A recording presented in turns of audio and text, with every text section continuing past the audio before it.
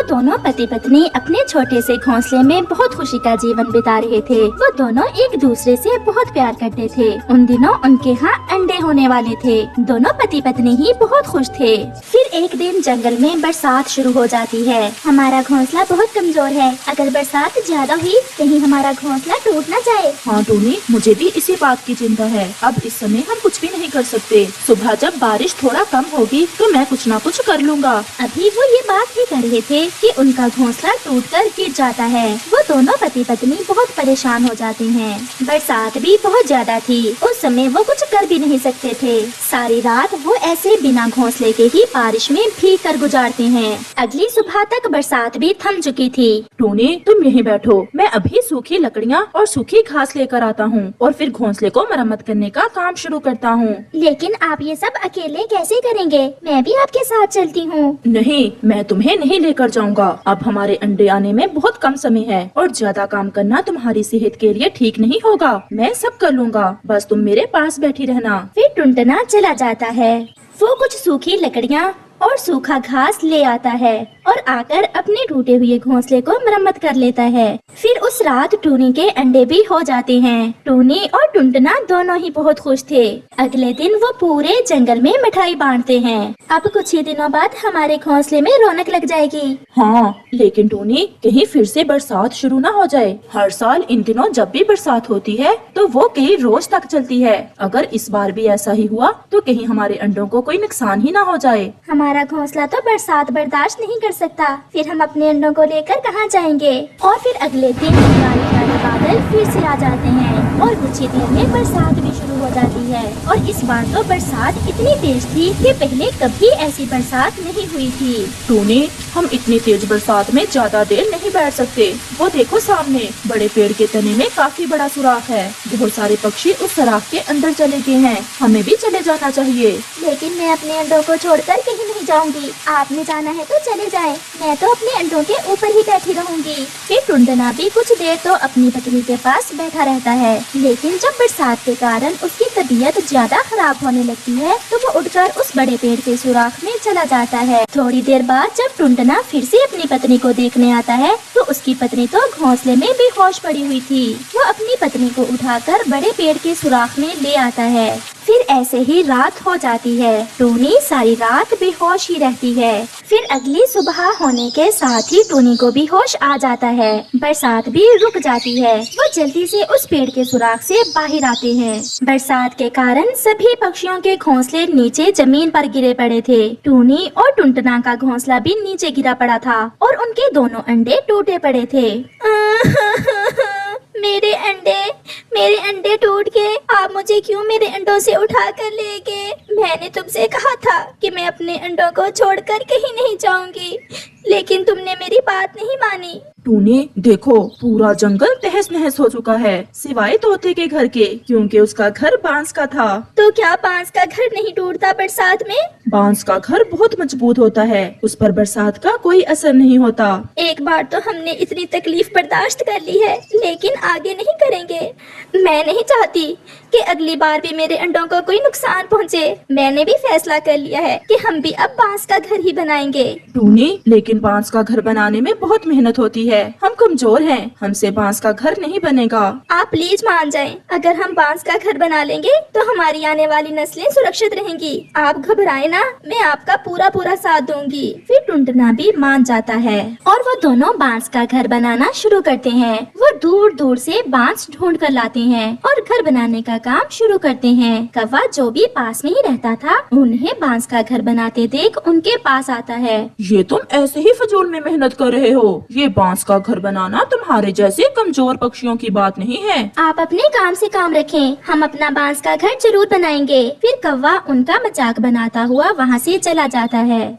टूनी और टुनटुना दिन रात काम करते हैं और आखिर 2 महीने के बाद उनका बांस का घर तैयार हो जाता है। सारे पक्षी ही टूनी और टुनटुना का बांस का घर देखने आते हैं, जो कि बहुत सुंदर दिख रहा था। कौवा भी चिड़िया के घर को देखकर बहुत शर्मिंदा होता है। फिर कुछ दिनों बाद चिड़िया फिर से अंडे देती है और फिर उन अंडों से प्यारे प्यारे बच्चे निकलते हैं और वो सारा परिवार अपने बांस के घर में बहुत खुशी खुशी रहते हैं। गोरी कव्वी का पति कालू कौवा पुलिस में इंस्पेक्टर था। वो अपने काम में बिल्कुल भी ईमानदार नहीं था। हर किसी से रिश्वत लेता, रिश्वत लेकर बेगुनाहों को सजा देता और गुनाहगारों को रिश्वत लेकर छोड़ देता। यही वजह थी कि वो बहुत अमीर थे। उनके घर में रुपए पैसे की रेल पेल थी। घर में हर काम करने के लिए नौकर चाकर मौजूद थे और उसकी पत्नी गोरी कव्वी अपनी दौलत पर बहुत गर्व करती थी। गोरी कव्वी के घर के साथ ही रानो चिड़िया का घर था। रानो का पति सरकारी मुलाजमत करता था। वो एक कॉलेज में लेक्चरर था, लेकिन वो अपने पेशे के साथ बहुत ईमानदारी करता था और कभी भी किसी से 1 रुपए भी रिश्वत का ना लेता था। रानो, मुझे तो इस बात की समझ नहीं आती, ये अमीर पक्षी ऐसा क्यों करते हैं? बच्चे तो उनके ठीक से पढ़ते नहीं हैं और जब पेपर्स के दिन करीब होते हैं तो आ जाते हैं रिश्वत लेकर कि हमारे बच्चों के नंबर ज्यादा लगा देना। लेकिन मैं तो पहले ही सबसे साफ साफ कह देता हूँ कि मैं ऐसा बिल्कुल नहीं करूँगा। रानो, इससे तो वो गरीब बच्चे जो सारा साल दिल लगाकर मेहनत से पढ़ते हैं उनका भी हक मारा जाता है। ये अमीर पक्षी फिर अपने बच्चों को स्कूल कॉलेज में ही क्यों भेजते हैं? वैसे ही डिग्री खरीद कर दे दिया करें। उन्होंने दुनिया वालों को दिखाना जो होता है कि उनके बच्चे पढ़ते हैं। आपके कॉलेज में पढ़ाने वाले बहुत सारे टीचर्स तो रिश्वत ले लेते होंगे। हाँ, बहुत सारे टीचर्स ऐसे हैं जो रिश्वत लेते हैं। लेकिन रानो, मैंने उन टीचर्स को कभी सुकून में नहीं देखा। हमेशा ही वो सब एक अजीब सी परेशानी में रहते हैं। शायद उनके दिलों को सुकून नहीं मिलता। फिर वो दोनों पति पत्नी बातें करते करते सो जाते हैं। दूसरी तरफ इंस्पेक्टर कालू जी तो आज फिर रुपयों से भरा हुआ बैग लेकर आया था। कालू जी, आज तो लगता है कोई तगड़ी पार्टी ही आई होगी आपके पास। हाँ हाँ, 4 कत्ल किए थे उस चील ने, लेकिन हमें क्या, ऐसे अपराधियों की वजह से तो हमारे ऐश होते हैं। उस पार्टी ने तो शहर के बड़े जंगल में बड़ा बंगला देने का भी वादा किया है। गोरी, ये जग्गू कहाँ है? इतने दिन हो गए मुझसे मिला नहीं। जग्गू कहाँ रहता है ये आजकल? अपने दोस्तों के साथ गया हुआ है किसी पार्टी में। कालू जी, ये जग्गू तो दिन ब दिन बिगड़ता जा रहा है। पढ़ाई तो बिल्कुल भी नहीं करता। तो क्या हुआ? मेरा बेटा अपने बाप की कमाई पर ऐश कर रहा है और पढ़ाई में तो देखना टॉप करेगा मेरा बेटा। आखिर उसके बाप की दौलत कब काम आएगी? ये मानो ही टीचर है ना जग्गू का। कल सुबह हम उसके घर जाएंगे। आज का ये रुपयों का बैग उसे ही दे देंगे। फिर अगली सुबह इंस्पेक्टर कालू कौवा और उसकी पत्नी गोरी मानो और रानो के घर जाते हैं। आइए आइए, आज कैसे आना हुआ? अब तो हम एक दूसरे की शक्लें देखने को भी तरस गए हैं। पहले कैसे हम साथ में वक्त गुजारा करते थे। रानो, तुम्हें तो पता है अब तुम्हारे कालू भैया एक आम पुलिस इंस्पेक्टर नहीं है। इनका मेलजोल बहुत बड़े बड़े पक्षियों के साथ है। हमारी तो दावतें ही खत्म नहीं होती, कभी मंत्री जी के यहाँ तो कभी किसी बड़े बिजनेसमैन के यहाँ। आज भी हम तुम्हारे पास एक बहुत जरूरी काम से आए हैं। फिर कालू जी रुपयों का भरा हुआ बैग खोलते हैं। कालू, आप ये नोटों से भरा बैग हमारे घर क्यों लाए हैं? मानो, अब तुम इतने बच्चे भी नहीं हो जो समझ ना सको। जग्गू तुम्हारी क्लास में ही पढ़ता है ना, और अब उसके पेपर्स भी होने वाले हैं। अगर आप मुझे रिश्वत देना चाहते हैं तो आप बहुत गलत जगह पर आए हैं। मैं भूखा तो रह सकता हूँ लेकिन बिक नहीं सकता।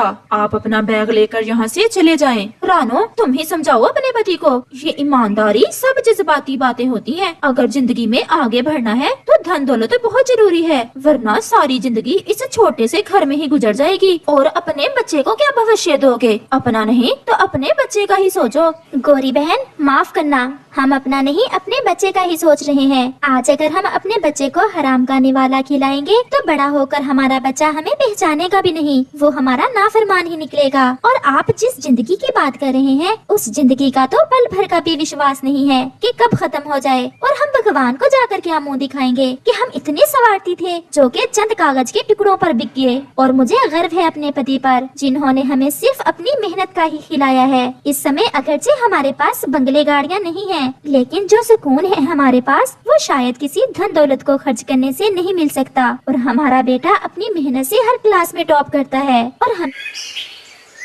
कालू जी, आज मेरा जन्मदिन है, याद है ना? तुमने पिछली बार भी मेरे जन्मदिन पर मुझे कुछ नहीं दिया था। अगर इस बार भी तुम मेरे लिए कुछ ना लाए तो मैं अपने मैके चली जाऊंगी। मैं जा रहा हूँ। इस बार मैं तुम्हारे लिए कोई कीमती गिफ्ट ही लेकर आऊंगा।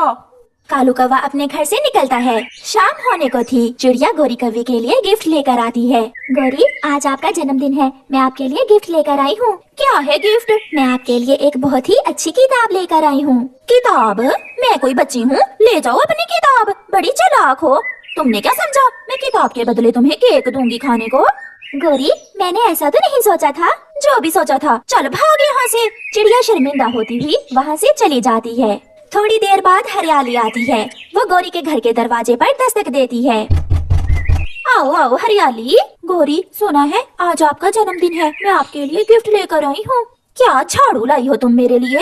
हाँ गोरी, इससे तुम अपने घर की अच्छे से सफाई कर सकोगी। ये तुम्हारा केक खाने का एक बहाना है। लाओ मुझे 2 झाड़ू। गोरी हरियाली तोती से झाड़ू पकड़कर उसके पीछे भागती है। हरियाली तोती बहुत मुश्किल से भागकर अपनी जान बचाती है। कालू कौवा सुबह से कुछ ढूंढ रहा था, मगर अभी तक उसे अपनी पत्नी के जन्मदिन पर देने के लिए कुछ न मिला था। उड़ते उड़ते कालू कौवा नदी की तरफ निकल जाता है। नदी पर शहजादी अपना बनाव सिंगार कर रही थी। उसने अपना सोने का हार उतारकर थोड़ी दूर रखा हुआ था। कालू कौवा वो हार देख लेता है। गोरी को देने के लिए इससे अच्छा गिफ्ट और कोई नहीं हो सकता। ऐसा सोचते हुए कालू कौवा वो सोने का हार चुराकर भागता है। रुको रुको कौवे, मेरा हार तुम्हारे किसी काम का नहीं, मुझे मेरा हार वापस कर दो। मगर कौवा वहाँ से भाग जाता है। गोरी गोरी, पूछो तो आज मैं तुम्हारे लिए क्या लाया हूँ। ये तो सोने का हार है। मेरा सुंदर पति, कितना अच्छा है मेरा कालू। आज कालू ने मेरी बचपन की इच्छा पूरी कर दी। मैं ये हार तुम्हारे लिए बहुत मुश्किल से शहजादी का चुरा कर लाया हूँ। मुझे हार मिल गया, शहजादी नया हार ले लेगी। 2 दिन गुजर जाते हैं। जंगल में सैनिक कौवे को ढूंढ रहे थे। उन्होंने अपने हाथों में बंदूकें पकड़ी हुई थी। ये तो राजा के सैनिक हैं। ये जंगल में क्या कर रहे हैं? चिड़िया उनके पास जाती है। क्या आप यहाँ शिकार करने आए हैं? मगर राजा जी ने तो शिकार पर पाबंदी लगा रखी है। एक कौवा हमारी शहजादी का हार चुरा कर ले आया है, हम उस कौवे को ढूंढ रहे हैं। ये काम जरूर कालू कौवे का ही होगा।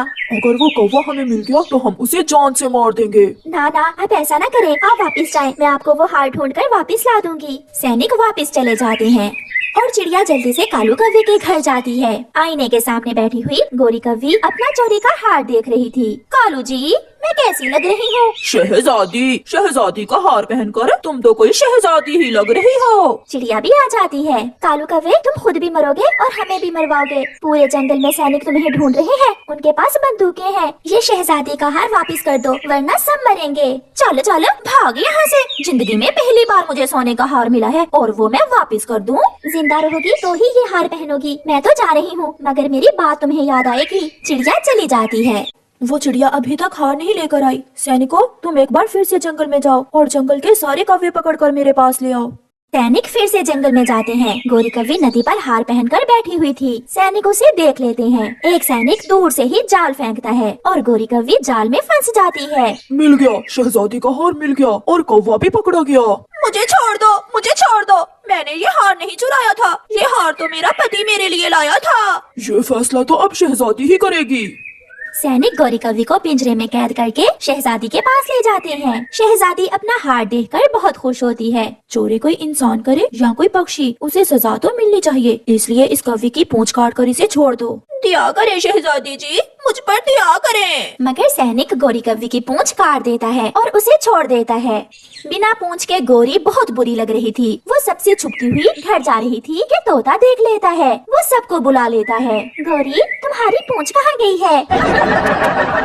गोरी की पूंछ टूट गई। गोरी की पूंछ टूट गई। मगर गोरी तो किसी से कोई बात किए बिना वहाँ से भाग जाती है। शायद आज कालू कौवा गोरी से बहुत पिटने वाला था। और मुन्नी चिड़िया की 2 बेटियां थी। चुन्नी गोरी बेटी थी, जबकि मुन्नी का रंग थोड़ा सांवला था। चुन्नी अपनी सुंदरता पर बहुत गर्व करती थी, इसलिए वो हमेशा अपनी छोटी बहन मुन्नी का मजाक उड़ाती रहती। चुन्नी बहन, माँ ने कहा था भोजन लेने अपनी बहन के साथ जाना।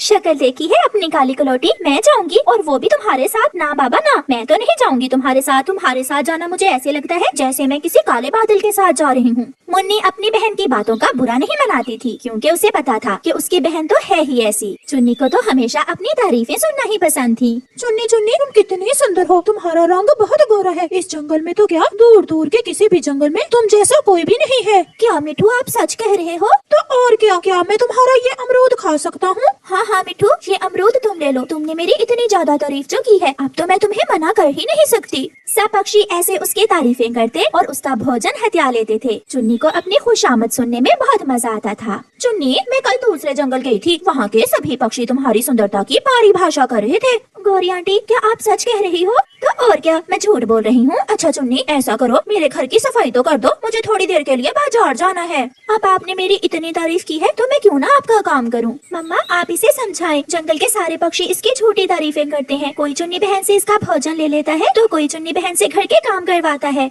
जलती हो तुम मेरी सुंदरता से, सब मुझे ही सुंदर सुंदर कहते हैं। भला कभी किसी ने तुम्हें भी सुंदर कहा है? चुप कर जाओ, मुझे सोने दो। हर समय लड़ाई करती हो तुम दोनों बहनें। फिर कुछ दिनों बाद मम्मा चिड़िया एक दूसरी चिड़िया से मिलती है और अपनी बेटियों की शादी की बात करती है। मेरा बेटा बहुत सुंदर और अमीर है, उसे अपने जैसी समझदार चिड़िया ही चाहिए। मेरी दोनों बेटियां ही बहुत समझदार हैं। आप कल आ जाना और उनमें से जिसे आप पसंद करोगी उससे अपने बेटे की शादी कर देना। घर जाकर मम्मा चिड़िया अपनी दोनों बेटियों को ये बात बताती है तो चुन्नी बहुत खुश होती है। मम्मा मम्मा देख लेना, उस अमीर चिड़िया की मम्मा मुझे ही पसंद करेंगी क्योंकि मैं सुंदर हूँ, मैं गोरी चिट्टी हूँ और मुन्नी मुन्नी तो काली कलौटी। मुझे भी अभी शादी करवाने की कोई जल्दी नहीं है। मेरा ब्याह होगा उस अमीर चिड़े से और तुम्हारा किसी गरीब से। बहुत मजा आएगा जब मैं अपनी हवाई मोटर में तुम्हारे घर आया करूंगी। शर्म करो चुन्नी बेटी, क्यों ऐसे जली कटी बातें करती हो। जब दूसरे दिन वो चिड़िया अपने बेटे के लिए चुन्नी और मुन्नी को देखने आती है तो वो चिड़िया पहले गोरी कवि से मिलती है। गोरी, उन दोनों में से ज्यादा बुद्धिमान कौन है, चुन्नी या मुन्नी? सच्ची बात है बहन, अकलमंद तो है मुन्नी मगर सुंदर चुन्नी है क्योंकि मुन्नी का रंग थोड़ा सांवला है।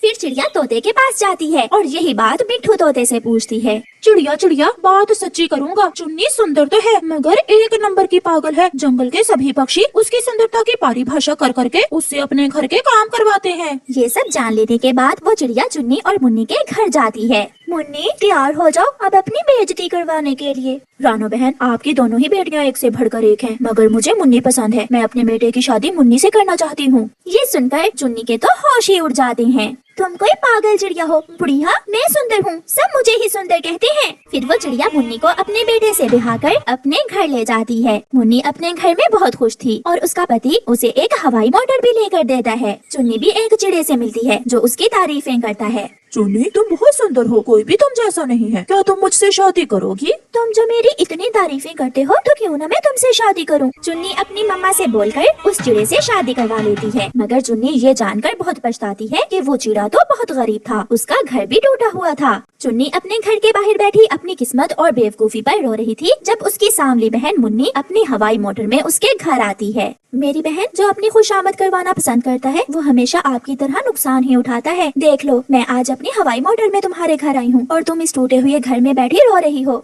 मगर आज चुन्नी चुप थी, वो तो बस रोए ही जा रही थी। एक नंबर की आलसी, एक नंबर की चोरनी और एक नंबर की झगड़ालू थी वो कव्वी। वो हर किसी से लड़ाई करती थी। चिड़िया सुबह से सूखी लकड़ियाँ काट रही थी और फिर वहाँ गोरी कव्वी आ जाती है। चिड़िया चिड़िया, ये तुम क्या कर रही हो? गोरी बहन, मैं घर को गर्म रखने के लिए सूखी लकड़ियाँ जमा कर रही हूँ। मगर इस पेड़ की लकड़ियाँ तो मेरी है, ये पेड़ मेरी दादी ने लगाया था, अब सूख गया तो क्या हुआ है, हुआ तो हमारा ही ना। लाओ तुम ये लकड़ियाँ मुझे दे दो। ऐसे कैसे मैं ये लकड़ियाँ तुम्हें दे दूँ? मैं सुबह से लकड़ियाँ काट रही हूँ और अब तुम आ गई हो दादी बनकर। तो फिर क्या तुम लड़ना चाहती हो मुझसे? बिद्दी सी चिड़िया, चुपचाप यहाँ से चली जाओ वरना मैं एक लगाऊंगी तुम्हारे। गोरी कव्वी वो लकड़ियाँ उठाकर वहाँ से चली जाती है और चिड़िया उसका मुंह देखती रह जाती है। गोरी, ये लकड़ियाँ तुम कहाँ से ले आई हो और वो भी इतनी जल्दी? काटी थी छोटी चिड़िया ने और मैं उसे छीन लाई हूँ। तुम तो मुझसे भी 2 हाथ आगे हो। ऐसे ही एक दिन गोरी कव्वी उड़ती हुई जा रही थी कि उसे मिट्ठू तोता एक पेड़ पर बैठा हुआ दिखाई देता है। उसके पास एक पका हुआ अमरूद था। गोरी कव्वी वहाँ चली जाती है। मिट्ठू, क्या ये अमरूद मीठा है? नहीं, ये अमरूद बहुत कड़वा है, तुम यहाँ से जाओ। अच्छा मिट्ठू, अगर तुम्हारी ऐनक उतार दें तो क्या तुम उड़ सकते हो? नहीं, मुझे ऐनक के बिना कुछ दिखाई नहीं देता। गोरी पंख मारकर मिट्ठू की ऐनक उतार देती है जो पेड़ से नीचे गिर जाती है और गोरी कव्वी मिट्ठू का अमरूद उठा लेती है। मैं तो चली, अब उड़ने की कोशिश न करना वरना टांगे तड़वा लोगे अपनी। गोरी वहाँ से भागती है। दुष्ट कव्वी, बुरी कव्वी, रुको रुको, मेरा अमरूद मुझे वापस करो, मेरा अमरूद मुझे वापस करो। मगर गोरी कव्वी तो वहाँ से भाग गई थी। घर जाकर वो मजे मजे से अमरूद खाती है। जंगल में कोई भी पक्षी ऐसा न था जो गोरी कव्वी से पीटा न हो। वो तो कई बार अपने पति को भी पीट देती थी। गोरी आज घर की सफाई कर लो। सफाई करती है मेरी जूती, ये काम मुझसे नहीं होते। सब मम्मा पक्षी ये काम करती है, मगर तुमने कभी घर की सफाई नहीं की। कितनी गंदी बू आ रही है घर से। एक बार कहा ना कि सफाई तुम करोगे। तुम करोगी। इसी बात पर दोनों में लड़ाई हो जाती है और गोरी कौवी झाड़ू से कालू कौवे की पिटाई करती है और गुस्से में घर से चली जाती है। गोरी कौवी जा रही थी, उसे भूख लगी हुई थी। वो देखती है कि कबूतर पुराने कुएं के किनारे बैठा दाना खा रहा है। गोरी वहाँ चली जाती है। कबूतर कबूतर 2 दाने मुझे भी दे दो। मेरे पास 2 ही तो दाने हैं, तुम्हें देकर मैं खुद क्या खाऊंगा। चल भाग यहाँ से। गोरी इतनी आसानी से कहाँ पीछा छोड़ने वाली थी। वो कबूतर से दाना छीनने लगती है। कबूतर दाना अपनी तरफ खींचता है। दोनों की लड़ाई में गोरी कौवी का पाँव फिसलता है और वो कुएं में गिर जाती है। खाओ, अब यहाँ बैठकर दाना खाओ, मैं तो चला। कबूतर मेरे सुंदर से भाई, मुझे यहाँ छोड़कर मत जाओ, मैं मर जाऊंगी। तुम मर ही जाओ, सबका जीना हराम कर रखा है तुमने। कबूतर वहाँ से चला जाता है। गोरी कुएं में बैठकर रोने लगती है। कबूतर कालू कौवे के पास जाता है। तुम्हारी पत्नी कुएं में गिर गई है, जाओ और उसे बाहर निकाल लो, वो मर जाएगी वहाँ। मरती है तो मरे, वो तो मुझे झाड़ू से मार कर गई थी। चिड़िया कुएं के पास से गुजरती है। किसी पक्षी की आवाज सुनकर चिड़िया वहाँ आती है। चिड़िया चिड़िया, मुझे इस कुएं से बाहर निकालो प्लीज, मैं मर जाऊंगी यहाँ। याद करो वो पेड़ तुम्हारी दादी ने लगाया था ना, मेरी सारी लकड़ियाँ छीन कर ले गई थी तुम। अब मैं क्यों निकालूं तुम्हें इस कुएं से, मेरे पास टाइम नहीं है, मैं तो चली। चिड़िया वहाँ से चली जाती है। थोड़ी देर बाद मिट्ठू तोता उस तरफ आता है। मिट्ठू मिट्ठू मेरे भाई, मुझे उस गंदे कबूतर ने कुएं में धक्का दे दिया है, प्लीज मुझे बाहर निकालो। ताकि बाहर आकर तुम मेरी ऐनक कुएं में फेंक दो और मेरा भोजन छीन लो। बुरी कौवी, मैं तुम्हारा विश्वास करने वाला नहीं हूँ। कौवी इतनी बुरी थी कि कोई भी उसका विश्वास नहीं कर रहा था। उसने सबसे लड़ाई कर रखी थी। वो बैठी रोती रहती है। फिर रात गए, चिड़िया और कबूतर वहाँ आते हैं। उनके पास एक रस्सी थी। गोरी, आवाज सुनकर गोरी जल्दी से बोलती है, चिड़िया चिड़िया प्लीज मुझे बाहर निकालो, मुझे बहुत डर लग रहा है। पहले वादा करो तुम किसी से लड़ाई नहीं करोगी और ना ही अपने पति को झाड़ू से मारोगी। मैं वादा करती हूँ, मैं वादा करती हूँ, मैं कभी भी किसी से लड़ाई नहीं करूँगी। बस एक बार मुझे बचा लो मेरे दोस्तों। चिड़िया और कबूतर को उस पर दया आ जाती है और वो रस्सी कुएं में गिराकर गोरी को बाहर निकालते हैं और गोरी वहाँ से भाग जाती है। शायद अब वो सुधर जाए क्योंकि अब उसे सजा मिल चुकी थी। प्यारे दोस्तों, इस कहानी को लाइक करना बिल्कुल मत भूलना। आपका धन्यवाद। कौवे की कौवी मर जाती है। कौवे का एक अंडा भी था। कौवा बहुत परेशान था कि वो अपने अंडे से निकलने वाले बच्चे को कैसे संभालेगा। अब मैं दाना लेने जाऊं या अंडे की रक्षा करूं, मुझे तो कुछ समझ नहीं आ रही। लाली तो मर गई मगर मुझे मुसीबत में डाल गई। फिर कालू कौवा दाना लेने निकल जाता है। उसे मैदान से कुछ दाने मिल जाते हैं। कौवा जल्दी जल्दी वो दाने लेकर वापस घोंसले की तरफ उड़ता है। कौवे का अंडा भी टूट जाता है और उसमें से एक काला छोटा कौवा बाहर निकलता है। ना मामा ना पापा, मेरा स्वागत करने के लिए कोई भी नहीं है। सब न जाने कहाँ चले गए हैं। फिर उतनी देर में कालू कौवा भी वहाँ आ जाता है। आ गया, मैं आ गया मेरे बच्चे, डरो ना, मैं आ गया हूँ। आप कौन हैं? मैं आपका पापा हूँ मेरे बेटे। पापा?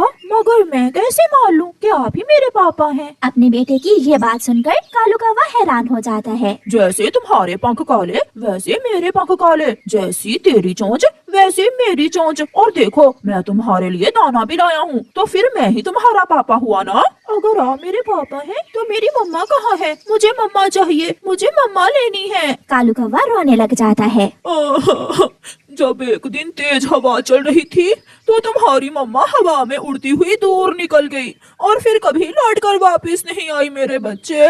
नहीं, मैं नहीं मानता, मुझे मम्मा लेनी है, मुझे मम्मा चाहिए। अगर मम्मा आएगी तो फिर ही मैं दाना खाऊंगा। कौवा परेशान हो जाता है और अपने बेटे से कहता है, ठीक है बेटा, तुम पत्तों में छुप जाओ और मैं तुम्हारी मम्मा को ढूंढ कर लाता हूँ। फिर कालू कौवा उड़ता है। वो उड़ता हुआ जा रहा था कि नदी पर उसे एक कौवी बैठी हुई दिखाई देती है। कौवा वहाँ जाता है। मेरा नाम कालू है कौवी जी, अगर आप मेरा एक काम करो तो मैं आपको 10 दाने गेहूं के दूंगा। ये सुनकर वो कौवी तो बहुत खुश हो जाती है। 10 दाने? बताओ बताओ कालू कौवे जी, क्या काम है? तुम्हें थोड़ी देर के लिए मेरे छोटे से बेटे की माँ बनना होगा। क्या? ये तुम क्या कह रहे हो कालू कौवे? मेरा बेटा आज ही अंडे से निकला है, उसकी माँ मर गई है और वो जिद कर रहा है कि माँ के पंखों से ही दाना खाएगा। कौवी मान जाती है और कौवा उस कौवी को किराए की माँ बनाकर अपने साथ घोंसले में ले जाता है। आ गई मेरी मम्मा आ गई। देखो देखो, मैंने जिद की तो पापा मम्मा को ले आए ना। झूठे पापा कहते थे मम्मा मर गई है, अब कहाँ से आ गई मेरी मम्मा? बेटा मैं तो नदी पर पानी पीने गई थी, मुझे बहुत प्यास लगी हुई थी ना, इसलिए लो आप ये दाना खा लो। अपनी मम्मा समझकर छोटा बच्चा उस कौवे के पंख से दाना लेकर खा लेता है और थोड़ी ही देर बाद सो जाता है। लो कौवे जी, आपके बेटे ने दाना भी खा लिया और सो भी गया। अब दो मुझे मेरे 10 दाने गेहूं के, मेरे पास और समय नहीं है। बहुत बहुत धन्यवाद। लो कौवी जी, ये रहे तुम्हारे 10 दाने। काम अच्छा है, अगर कल मेरी जरूरत हुई तो बेरी के पेड़ पर रहती हूँ मैं, तुम वहाँ से आकर मुझे ले जाना। ऐसा कहते हुए वो कौवी वहाँ से चली जाती। रात गुजर जाती है, सुबह हो जाती है। जब कौवे का बच्चा सोकर उठता है तो वो फिर से रोने लग जाता है। कहाँ है मेरी मम्मा? मेरी मम्मा कहाँ है? मुझे मम्मा ला कर दे। उठे उठे पापा, मुझे मम्मा ला कर दे। कालू फिर से परेशान हो जाता है। चुप कर जाओ बेटा, तुम्हारी मम्मा नदी पर पानी पीने गई है, मैं अभी उसे लेकर आता हूँ। कौवा फिर से उस कौवी को लेने जाता है, मगर आज मैं 10 नहीं बल्कि 20 दाने लूंगी। ये तुम मुझे ब्लैकमेल कर रही हो, ऐसे मेरी मजबूरी का फायदा ना उठाओ। बहुत मुश्किल काम है किसी की मम्मा बनना। फिर कौवा मान जाता है और 20 दानों में गोरी कौवी ले जाता है। ऐसे ही दिन गुजरते गए और कौवा हर रोज जब भी अपने बेटे को भोजन खिलाना होता तो उस कौवी को ले आता। फिर एक दिन कौवा फैसला करता है, अब मेरा बेटा रोए या हंसे, मैं और दाने नहीं बांट सकता, अब मैं उस कौवी को नहीं लाऊंगा। कौवे का बेटा बहुत जिद करता है मगर कौवा चुपचाप बैठा रहता है। पापा मम्मा आएगी तो मैं फिर ही दाना खाऊंगा। नहीं खाने तो ना खाओ, आज वो नहीं आएगी। एक चक्कर के 20 दाने लेती है तुम्हारी किराए की मम्मा मुझसे। अभी तक कालू कौवा क्यों नहीं आया? मेरा तो उस बच्चे से मिलने को बहुत दिल उदास है। फिर वो कौवी खुद ही कालू के घोंसले की तरफ आ जाती है। कालू कौवे जी, आज क्या हुआ? आज आप मुझे लेने ही नहीं आए। बच्चा कौवी से लिपट जाता है। मैं अब तुम्हें दाना नहीं दे सकता, आखिर कब तक मैं तुम्हें दाना दे देकर अपने बेटे को दाना खिलाऊंगा। कालू कौवे जी, एक बात कहूँ, बुरा तो नहीं मनाओगे? कहो क्या बात है? अब मेरा इस बच्चे के बिना दिल नहीं लगता, प्लीज मुझे अपने घोंसले में रख लें, मैं इसकी सच्ची की मम्मा बनकर रहना चाहती हूँ। क्या? हाँ। ये सुनकर कौवा तो उल्टी छलांगे लगाने लगता है। मिल गई, मेरे बेटे को माँ मिल गई। फिर वो सब उस घोंसले में खुशी खुशी जीवन गुजारते हैं। प्यारे दोस्तों, इस कहानी को लाइक करना बिल्कुल मत भूलना। आपका धन्यवाद। जंगल के बीचों बीच गोरी कौवी और कालू कौवे का होटल था, मगर गोरी कौवी का बनाया हुआ खाना कोई भी पसंद नहीं करता था। छी, ऐसा बेस्वाद खाना, इससे अच्छा तो था कि मैं किसी पेड़ से पत्ते ही खा लेता। एकदम बेस्वाद खाना है ये। अपनी शक्ल देखो, मोटी चोंच वाले गंदे तोते, खाना है तो खाओ वरना भाग जाओ यहाँ से। अगर ऐसे ही ग्राहकों के साथ करोगी तो ठेंगा मिलेगा तुम्हें। मिठू तोता वहाँ से चला जाता है। गौरी सुबह से बैठे हुए हैं, अभी तक एक मिठू ही आया था और वो भी बिना खाए ही चला गया। कालू, मेरे पास एक उपाय है, हम चिड़िया को होटल पर खाना बनाने के लिए रख लेते हैं। चिड़िया बहुत स्वादिष्ट खाने तैयार कर लेती है। हाँ गौरी, तुम अभी जाओ और जाकर चिड़िया से बात करो। फिर गोरी कौवी चिड़िया के पास जाती है। चिड़िया, मैंने सोचा है कि तुम मेरे पास होटल पर काम कर लो, मैं तुम्हें अच्छी तनख्वाह दूंगी। चिड़िया के पास भी उन दिनों कोई काम नहीं था, इसलिए चिड़िया मान जाती है। गोरी बहन, बात तो ठीक है आपकी, मगर आप मुझे तनख्वाह कितनी दोगी? चिड़िया, ये तो काम चलने की बात है, अगर काम अच्छे से चला तो मैं तुम्हें 2-4 रुपए ज्यादा ही दे दिया करूँगी। ठीक है गोरी बहन, मैं कल काम पर आ जाऊंगी। फिर दूसरे दिन चिड़िया गोरी कौवी के होटल पर काम करने चली जाती है। चिड़िया खाना तैयार करती है। आज चिड़िया ने गोरी के होटल पर दाल चावल बनाए थे। गोरी बहन, खाना तैयार है, आप देखना, जो भी पक्षी एक बार हमारे दाल चावल खाएगा वो अपने पंख चाटता रह जाएगा। चिड़िया, अगर धंधा अच्छे से चल पड़ा तो मैं तुम्हें आधा हिस्सा दिया करूँगी। फिर वहाँ चाचा छमछम आ जाता है। कौवी, मुझे 1 प्लेट दाल चावल तो दो। मैं अभी आपको गरम गरम दाल चावल देती हूँ, ऐसे दाल चावल आपने पहले कभी नहीं खाए होंगे। चिड़िया दाल चावल की 1 प्लेट लगाती है और गोरी कौवी दाल चावल चाचा छमछम को दे देती है। वाह गौरी, आज पहली बार तुम्हारे इस होटल खाना इतना स्वादिष्ट है। वाह, जादू है इस खाने में, मैं सबको बताऊंगा। पूरे जंगल में ऐसे दाल चावल मिलने वाले नहीं हैं। फिर क्या था, शाम होने से पहले ही गोरी कौवी के सारे दाल चावल बिक जाते हैं। शाम होने को थी, चिड़िया एक प्लेट धो रही थी कि प्लेट चिड़िया से गिर जाती है और टूट जाती है। पीछे से गोरी कौवी आकर गुस्से में चिड़िया के 2-4 लगा देती है। अंधी हो क्या, काम देख कर किया करो, यहाँ तुम खाना बनाने आती हो, मेरे बर्तन तोड़ने नहीं, जो इतना बड़ा नुकसान कर दिया तुमने मेरा। गोरी, मैंने ये सब जानबूझकर थोड़ी किया है, और सुनो, मैं इज्जत से काम करने आई थी यहाँ, ऐसे काम से तो मैं ऐसे ही भली। चिड़िया वहाँ से चली जाती है। गोरी, ये तुमने क्या किया? आज पहले ही दिन इतना अच्छा धंधा चला था हमारा और तुमने चिड़िया को मारकर भगा दिया।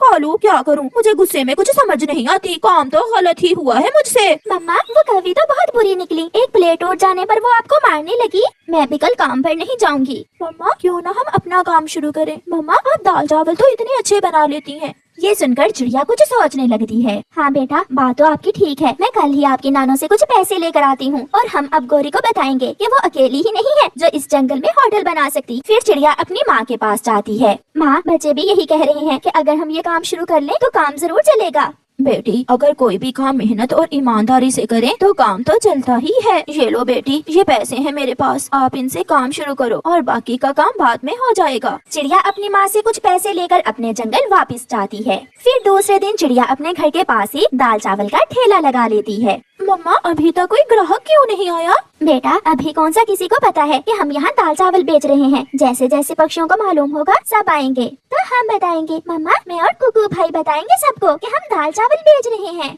फिर कुकू और गुड़िया उड़ते हैं। वो पूरे जंगल में आवाज लगाते हैं, मेरी मम्मा के दाल चावल जिसने भी खाने हो हमारे घर के पास आ जाए। स्वादिष्ट स्वादिष्ट, बहुत स्वादिष्ट दाल चावल हैं हमारे। बड़ी प्लेट 20 रुपए, छोटी 10 रुपए। थोड़ी ही देर बाद चिड़िया के ठेले पर पक्षियों की भीड़ लग जाती है। चिड़िया चिड़िया, मुझे एक बड़ी प्लेट दो दाल चावल की। मुझे भी। ऐसे कुछ ही देर बाद चिड़िया के सारे दाल चावल बिक जाते हैं और उन्हें अच्छा मुनाफा होता है। दूसरी तरफ गोरी और कालू कौवा बैठे मक्खियाँ मार रहे थे और चिड़िया को देख देख कर जल रहे थे। कालू, लग रहा है अब हमें चिड़िया के पास जाकर बर्तन ही धोने पड़ेंगे। प्यारे दोस्तों, इस कहानी को लाइक करना बिल्कुल मत भूलना। आपका धन्यवाद। सभी का साझा था, खुशियाँ साझी थी, सब एक दूसरे से मिलजुल कर रहते थे। और फिर एक दिन 7 समंदर पार से कुछ उल्लू उस जंगल में आते हैं। रात की तारीकी में वो उल्लू पहाड़ों पर गुफा में बैठे सलाह कर रहे थे। हमें इस जंगल के पक्षियों को अलग अलग करना होगा। मैं मानता हूँ कि ऐसा प्यार मैंने किसी दूसरे जंगल के पक्षियों में नहीं देखा, मगर हमें ये करना ही होगा। ये बहुत मुश्किल है। मैंने देखा है कि सब पक्षी एक दूसरे का बहुत ख्याल रखते हैं, उन्हें अलग अलग करना बहुत मुश्किल है।